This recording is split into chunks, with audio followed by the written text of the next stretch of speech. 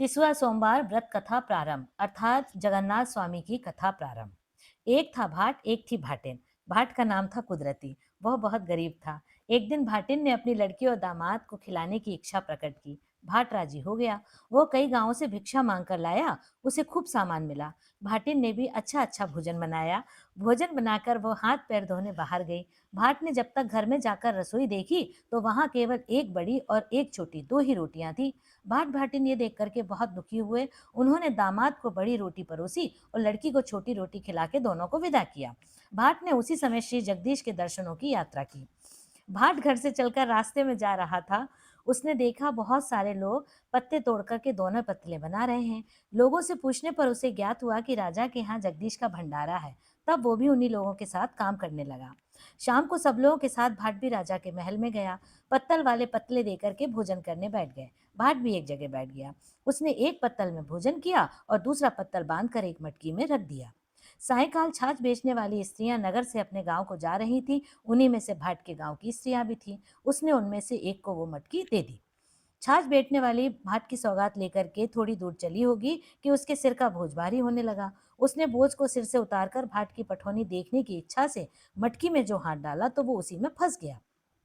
बहुत उपाय करने पर भी वो हाथ नहीं निकला। तब उन्होंने जगदीश का स्मरण करके कहा कि भाट की सौगात भाट के यहाँ जाए और हमारा हाथ छूट जाए। इतना कहते ही हाथ बाहर निकल आ गया। घर आकर उस स्त्री ने अपनी सास से कहा कि इस मटकी को देखना नहीं, भाटिन को बुलाकर उसको दे देना। पर सास नहीं मानी। उसने मटकी खोलकर जो देखा तो उसमें जवाहरात भरे हुए थे।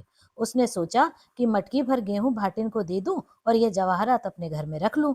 परंतु जब उसने गेहूं निकालने के लिए कच्ची कोठार का छेद खोला तो उसमें से कीड़े निकलने लगे। यह देख करके सास ने कहा कि भाट की सौगात भाट के यहाँ जाए, हमारे गेहूं के गेहूं हो जाएं। इतना कहते ही कोठार के गेहूं ज्यों के त्यों हो गए। सास ने उस भाटिन को बुला करके बंद मटकी उसको दे दी। भाटिन ने मटकी को घर ले जाकर खोला तो देखा कि उसमें तो बहुमूल्य हीरे जवाहरात भरे हुए हैं। उसमें से एक अंश उसने पुण्य कार्यों के लिए संकल्प कर दिया और शेष से वो अपने खाने पीने का काम चलाने लगी। भाट जगदीश जी की यात्रा करने चला गया। मार्ग में उसको एक साधु मिला। साधु ने उससे कहा कि तुझे यदि सचमुच जगदीश की छड़ी लगी है तो हमारी धुनी में धंस जा, शीघ्र ही जगदीश जी पहुंच जाएगा। जब भाट धुनी में धंसने लगा तब साधु ने उसको मना करके एक अंधकूप में गिरने के लिए कहा। भाट उसमें भी कूदने को तैयार हो गया। यह देख करके साधु ने उसे भड़बूजे की भाड़ में सर देने के लिए कहा। भाट भाड़ में सर देने को भी तैयार हो गया। इस प्रकार उसे सब परीक्षाओं में उत्तीर्ण पाकर के साधु संतुष्ट हो गया। रात्रि में साधु ने एक दाल, एक चावल और एक चुटकी आटा देकर के भोजन पकाने के लिए कहा। एक हांडी में अदहन रख कर के दाल चावल के दाने उसमें डाल दिए और आटा गूंथ कर ढक दिया। आंच लगते ही खिचड़ी हांडी के ऊपर उबल आई। भाट ने उफान में आए हुए पानी को पी लिया और उसी से संतुष्ट हो गया। थोड़ी देर में रसोई भी तैयार हो गई थी। उसने साधु से भोजन करने के लिए कहा, किंतु रसोई जूठी हो चुकी थी, इसलिए साधु ने भोजन नहीं किया। भाट ने यात्रियों को खूब भोजन कराया, फिर भी भंडार में बहुत सा भोजन बच गया। यह देख करके उसने साधु से कहा, बस मैं समझ गया कि तुम ही स्वामी जी हो, क्योंकि ऐसी सिद्धि किसी और में नहीं है। मैं आपकी परीक्षा लेने योग्य नहीं हूँ। मैं तो अल्पज्ञ हूँ, आप सर्वज्ञ हैं। जैसी कृपा करके मार्ग में आपने दर्शन दिए हैं, वैसे ही दर्शन मुझे पुरी में भी दीजिए। साधु ने कहा कि जहां हम हैं वहीं पुरी है, तू इस भ्रम में ना पड़, जो तेरी इच्छा हो सो कह। तो वो बोला, महाराज मैं बहुत दरिद्र हूँ, मुझको भरपेट खाने को नहीं मिलता है, इसलिए मेरी दरिद्रता दूर कीजिए। साधु ने कहा कि पुरी के समीप ही बैत की झाड़ी का वन है, तो उस झाड़ी में से 5 बेत तोड़ ला। भाट झाड़ी में जाकर ज्यों ही अच्छे अच्छे बेत तोड़ने लगा त्यों ही उसकी मुश्कें बन गईं। यह देख करके साधु ने कहा कि तू बड़ा लोभी है, तुझे असंतोष तो है ही, तृष्णा भी अधिक है, इसी से तेरा ये हाल हो रहा है। तू इन सब बातों को त्यागने का संकल्प करके सिर्फ 5 बेत लेकर के चला। भाट ने वैसा ही किया। वो 5 बेत लेकर के साधु के पास आ गया। साधु ने एक पीतल की बटलोई उसको दे करके कहा कि चैत्र मास से प्रति सोमवार को इन बेतों की पूजा करना, चौथे सोमवार को हमारे नाम से भंडारा देना। यदि तू ऐसा करेगा तो इस बटलोई से 56 प्रकार के भोजन मिला करेंगे। बटलोई पाकर के भाट घर वापस आ गया। मार्ग में जब वो एक जगह पानी पीने लगा तो उसके चुल्लू में पानी के साथ टेसू का फूल भी आ गया और उस फूल को देख करके उसको स्मरण आया कि आज तो चैत्र का पहला सोमवार है, साधु की पूजा करनी है और कथा कहनी है। पास ही खेतों में लगी दावर चला रहे थे। उन्होंने कहा कि मेरी कथा सुन लो तो मैं इस जगह पूजन कर लूं, परंतु उन्होंने उसकी बात पर ध्यान नहीं दिया। जैसे ही वो आगे बढ़ा तो उसके जाते ही किसानों का गल्ला अपने आप से जलने लगा।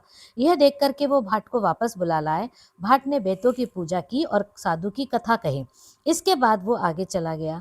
दूसरे सोमवार को उसे भेड़े चराता हुए गडरिया मिला। उसने भी कथा सुनने के लिए प्रार्थना की, परंतु गडरिये ने उसकी बात पर ध्यान नहीं दिया। देखते ही देखते उसकी सारी भेड़ें गायब हो गई। तब उसने भाट को बुलाकर के कथा सुनी और कथा पूरी होते उसकी भेड़ें दुगनी और तिगनी होकर के चरती हुई दिखाई देने लगी। भाट की दो लड़कियां थीं। पहली लड़की किसी अमीर के घर ब्याही थी और दूसरी लड़की गांव के पास निर्धन के यहाँ ब्याही थी। तीसरे सोमवार को भाट पहली लड़की के घर पहुंचा। उसने कथा सुनने के लिए कहा, परंतु लड़की ने उसकी बात पर ध्यान नहीं दिया। तब वो वहां से अपनी गरीब लड़की के घर गया। गरीब लड़की उससे बड़े प्रेम भाव से मिली। उसने पिता के आदेशानुसार पूजा के लिए चौका लगा दिया। जब पिता पूजा करने लगे तब तक लड़की घर में से सन की अंटी लेकर के बनिए के यहाँ से पूजा के लिए घी गुड़ लाई और उसी घी और गुड़ से साधु के नाम का होम करके प्रेम से कथा सुनी। इसके बाद जब उसने साधु की दी हुई बटलोई में भेंट डालकर खटखटाया, तब कच्चे पक्के सब प्रकार के 56 व्यंजनों के ढेर लग गए। गांव के जो लोग प्रसाद लेने आए थे उन्हें भाट ने खूब भोजन कराया। लड़की और दामाद ने भी खूब भोजन किया।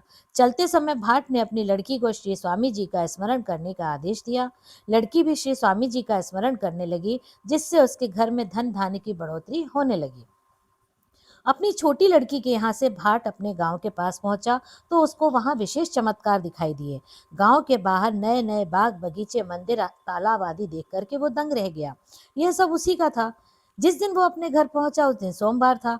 भाट ने गांव भर को न्योता दिया और बेंतों की पूजा करने के बाद बटलोई में बेंत खटखटाया। तुरंत ही 56 व्यंजनों के ढेर लग गए। गांव के छोटे बड़े सभी लोग भाट के यहाँ भोजन करने आए और भोजन करके चले गए। भाट ने राजा के यहाँ भी प्रसाद भेजा। राजा को नाई से ये हाल सब पहले से ही मालूम हो चुका था कि भाट की बटलोई में करामात है। राजा ने ये बात मंत्रियों से कही और ये भी कहा कि किसी न किसी तरकीब से भाट के पास से वो बटलोई ले लेनी चाहिए। इस पर मंत्रियों ने सलाह दी कि राजकुमार को भाट के घर भेजना चाहिए। वो जिद करके उससे बटलोई ले लेगा। यदि वो ना देगा तो फिर बल प्रयोग करके उससे बटलोई छीन लेंगे। दूसरे दिन कुछ लोग राजकुमार को भाट के घर लेवा लाए। राजकुमार ने जब भाट से बटलोई मांगी तो उसने खुशी से वो बटलोई राजकुमार को दे दी। अब बटलोई पाकर के राजा ने नगर भोज ठान लिया, परंतु जब बटलोई में बेंत डाल के खटखटाया तो उसमें से कुछ भी नहीं निकला। जो लोग न्योते हुए आए थे वे भूखे ही बैठे थे।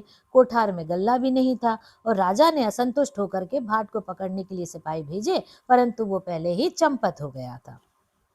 अब कुदरती भाट घबराया हुआ श्री स्वामी जी की ओर भागता जाता था। मार्ग में उसे कहीं 2 आम के वृक्ष, कहीं 2 पोखरे, कहीं कहीं स्त्रियां, कहीं एक सांप, कहीं एक बिना सवार का घोड़ा मिला।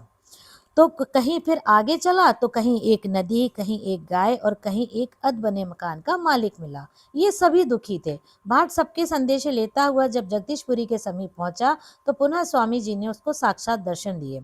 स्वामी जी का दर्शन पाकर के उसने बटलोई की घटना बतला दी और अपने बड़े दामाद का हाल भी सुना दिया। स्वामी जी ने कहा कि वापस जाकर के राजा और रानी से अपनी बटलोई ले लेना और दामाद को कथा सुना देना। भाट स्वामी जी को दंडवत करके घर की ओर भागा। अब वो जितने ही पग घर की ओर उठाता उतना ही बहरा होता जाता। अंत में घबरा कर फिर स्वामी जी की ओर चला गया, क्योंकि उसको मालूम हुआ कि उसने जिसके संदेशे लिए थे वो संदेशे स्वामी जी से नहीं कहे थे। तो वहां पहुंचकर उसने सबके संदेशे कह सुनाए। तब श्री स्वामी जी ने प्रकट होकर कहा कि वे दोनों आम के वृक्ष उस जन्म के मामा भांजे हैं।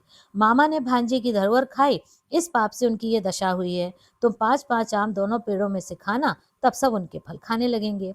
दोनों पोखरी उस जन्म की देवरानी जेठानी है, हमेशा कलह करती रही, कभी मिलकर नहीं रही। इस कारण उनका कोई जल नहीं पीता है। यदि तुम 5-5 चुल्लू जल दोनों पोखरियों में से पी लोगे तो सब लोग उनका जल पीने लगेंगे। बोझ वाली स्त्री स्वार्थिन है। उसने उस जन्म में दूसरों से अपने बोझ तो उतरवाए, परंतु उनके बोझ नहीं उतारे। इसी कारण उसको ये दंड मिला है। यदि तुम उसके बोझ को छू दोगे तो वो उसके सिर से उतर जाएगा। सिर पर बड़ा तवा लिए फिरने वाली ऐसी स्त्री है जिसने सास ननद की ओट करके चूल्हे पे तवा चढ़ाया और खाने बैठ गई। यदि तुम उसके तवे को छू दोगे तो उसका पाप भी दूर हो जाएगा। स्वामी में आधा बाहर जो सरप है वो उस जन्म का प्रधान है। उसने औरों की विद्या तो ली परंतु अपनी विद्या किसी को नहीं दी। तुम्हारे छूने से वह भी चलने लगेगा। वह जो गाय है उस जन्म की स्त्री है। उसने अपनी सौत और उसके पुत्र में झगड़ा लगाया था। इस कारण अब उनको माँ बेटे का वियोग हुआ है। तुम दोनों को इकट्ठा कर देना। वह जो घोड़ा है वो अपने स्वामी को रण में जुझा करके भाग आया था। तुम उस पर सवार होकर के 5 कदम चलना, तब सभी उसकी सवारी करने लगेंगे।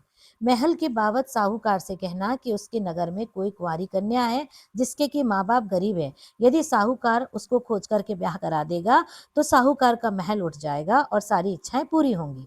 अब सबके संदेशे भुगतान करता हुआ जब भाट अपने घर पहुंचा तो राजा ने बुला करके उसका बड़ा आदर किया और उसकी बटलोई उसे लौटा दी। इसके बाद फिर भाट ने स्वामी जी की पूजा की और लड़की और दामाद को बुला करके कथा सुनाई, जिससे उनकी संपत्ति भी जैसी की तैसी हो गई। कहा जाता है कि तिसवा सोमवार की पूजा इसी कुदरती भाट की यात्रा के समय से चली है। टेसु के फूल से प्रथम पूजन भी तभी से आरंभ हुआ है। इसी कारण ये तिसुआ सोमवार या टिसुआ सोमवार भी कहा जाता है। जय हो जगन्नाथ स्वामी की। जैसी टेर आपने भाट भाटिन की सुनी वैसी हमारी भी सुनिए। बोलो जगन्नाथ स्वामी की जय। इसी तरह की और भी धार्मिक कथाएं सुनने के लिए मेरे चैनल को सब्सक्राइब करें। जय जगन्नाथ स्वामी।